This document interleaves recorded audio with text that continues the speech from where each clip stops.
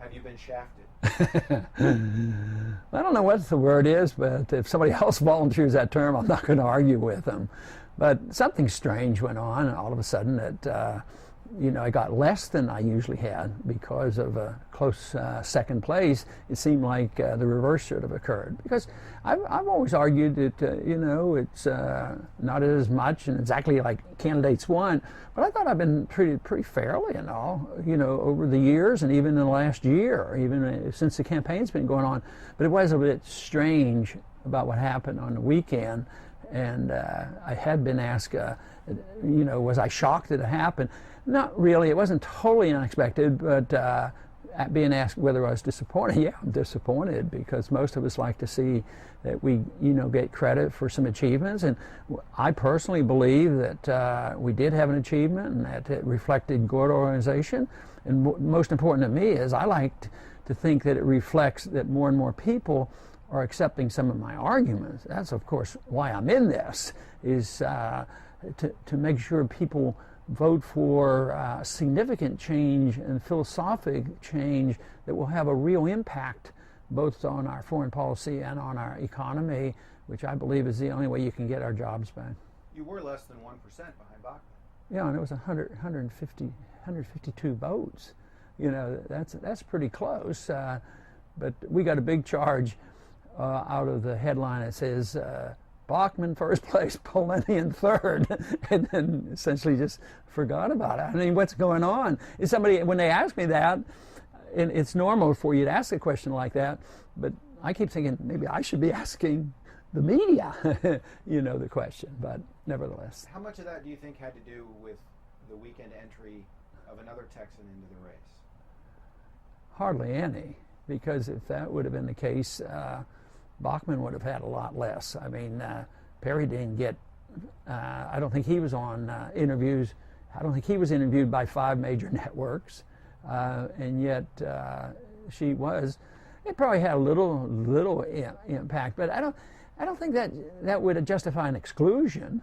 It might justify a dilution, but the event, if the event was worth anything, I should have been asked a few questions. If the event was worth nothing, then Bachmann should have been, on 5 stations and me none.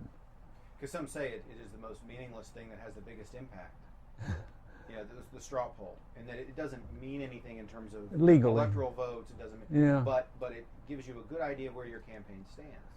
There's no doubt about it. It's talking about the message. It's talking about the messenger. It talks about your organization. It talks about fundraising. And it is a reflection of all those things. So it's not a guarantee. Doing well doesn't mean there's a guarantee, but doing lousy, is an indication that you might not have the organization that you need. You finished second in the straw poll. Last quarter, you were second only to Romney in fundraising, and yet some people still seem to question your electability. Are you electable? Well, obviously, I think so. I wouldn't run, So it's interesting that when even some of the major networks that questions my electability, when they do the polling and they pick out a candidate and do a poll against Obama, I do pretty darn well. I'm either first or second on that. And that's really all that counts. And most of the time, political parties are looking for the individual who can win.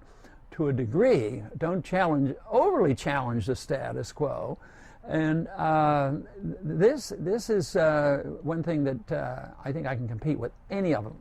I'm convinced personally that the views I express are the views that the majority of the American people want, and that the other candidates can't quite say it. They can't come down hard on our useless expansionary militarism around the world and all the money we're wasting there. They don't talk about the Federal Reserve. They don't have a full expression of personal liberties and what's happening at airports and invasion of our privacy and search warrants searches without search warrants. They don't address any of that, and that's what the American people are really tired of. So in many ways, it is my position on those views that can challenge Obama much better than any of the other candidates. When you ran 4 years ago, the night that you got out of the race, you did an interview with us in which you said it's not over, and thus the Campaign for Liberty began within 24 hours almost, right? And at that time, there wasn't a Tea Party to speak of. Do you feel like the explosion of the Tea Party has opened more people to what you have been talking about for years? Oh, absolutely. And actually, even before that campaign ended, in the middle of that campaign is when people started calling themselves the Tea Party people. The big fundraising day was a spontaneous group of people around the country just getting together and let's have a tea party, to make the point. And that was the time they raised $6 million in one day. And that was a grassroots effort. I think that was really the beginning. But then it continued and it grew. It became more amorphous. There was a lot of different people coming in, and they were brought together mainly.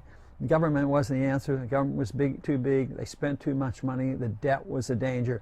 But in the specifics, then there were some discussions going on, and they continue to go on. But the disenchantment with the status quo of both Republicans and Democrats is very, very strong. You take a state like New Hampshire, which is an important early primary state.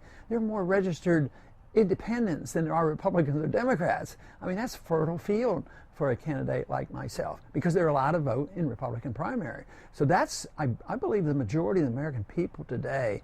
If you take the hardcore Democratic base that won't do anything other than vote for a Democrat and a hardcore Republican base, I bet you're talking about 25 or 30% on each side, and the rest are up for grabs. And those are the really independent-minded people who are looking for different answers to our problem and a different explanation, because so far they've been wrong.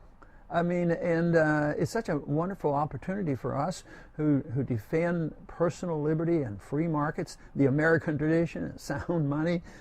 We see it as a fantastic opportunity to sway people into once again believing in what made America great, and that is our freedoms.